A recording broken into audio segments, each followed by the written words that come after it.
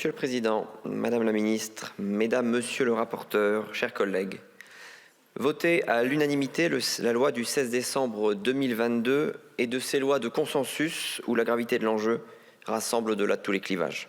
Rien de plus naturel quand se pose la question de la scolarisation des enfants en situation de handicap. Pour les AESH et les AED, cette loi fut incontestablement une avancée, mais insuffisante, ne traitant que de la question du contrat quand la première question à traiter est celle de la rémunération.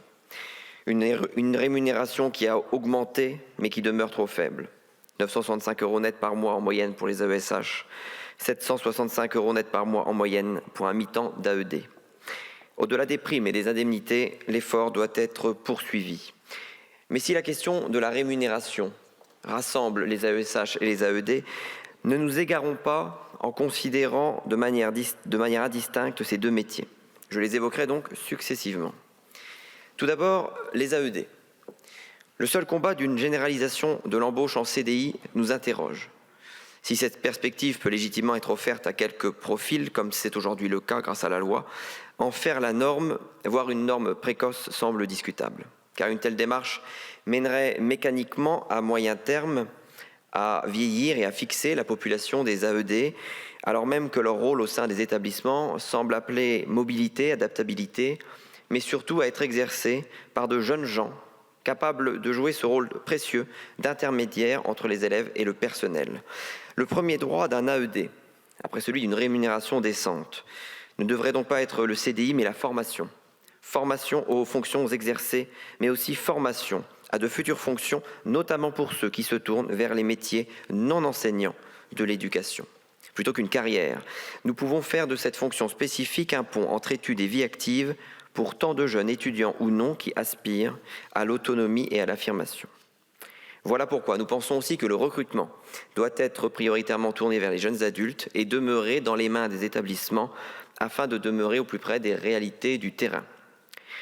J'en viens ensuite aux AESH. Et je veux tout d'abord saluer à cette tribune le travail accompli par toutes les personnes qui remplissent ces missions difficiles et malheureusement trop peu valorisées au service de nos enfants les plus fragiles. La loi du 16 décembre 2022 n'aura pas été sans conséquences positives pour eux, avec un triplement d'embauche en CDI, passant de 20,8% à 63,4%. Mais il reste beaucoup à faire, cela a été rappelé, sur la rémunération, sur la formation, sur le temps de travail ou sur la question des affectations, avec cette impérieuse nécessité d'affecter les AESH dans un nombre limité d'établissements situés sur un territoire raisonnablement délimité. Mais il est impossible en réalité d'aborder la question des AESH sans poser celle du modèle d'inclusion scolaire tel que déployé depuis 20 ans. Les AESH ont-ils en effet vocation à être, dans une solitude parfois désespérante, l'alpha et l'oméga de la politique d'inclusion et sa principale, si ce n'est seule, mesure ?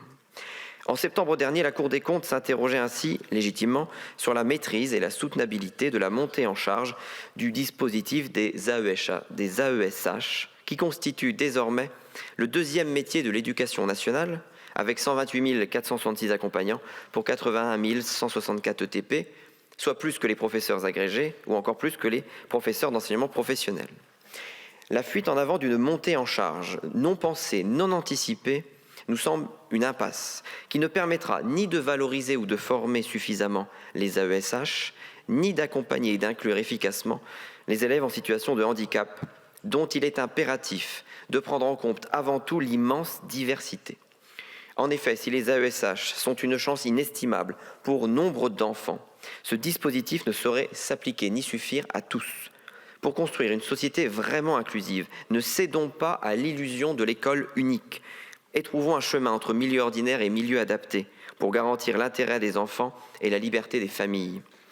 Ce modèle existe notamment outre-Manche, où aujourd'hui les familles se tournent d'ailleurs davantage vers l'enseignement adapté, considérant que des structures spécifiques assurent une meilleure prise en charge. Soutenons donc nos AESH sans défaillir, mais pour les soutenir et soutenir leur mission spécifique en milieu ordinaire, soutenons également nos IME et nos EREA, ou nos ULIS et nos SECPA encore. Et ne fermons les yeux sur aucun problème posé par cette grave question, du cruel manque d'infirmières scolaires dans nos établissements aux graves soucis posés par l'absence de détection précoce en école maternelle. Dans ce combat, Une vue globale est indispensable. Madame la ministre, la question de l'inclusion des élèves en situation de handicap a trop longtemps été un tabou pour que nous ne la laissions devenir aujourd'hui un totem. Ne nous contentons donc pas de chiffres ou de statistiques en hausse qui peuvent masquer bien des échecs humains sur le terrain, mais occupons-nous de toutes les réalités si diverses, si variées vécues par nos enfants pour lesquelles aucun modèle unique ne saurait suffire. Je vous remercie.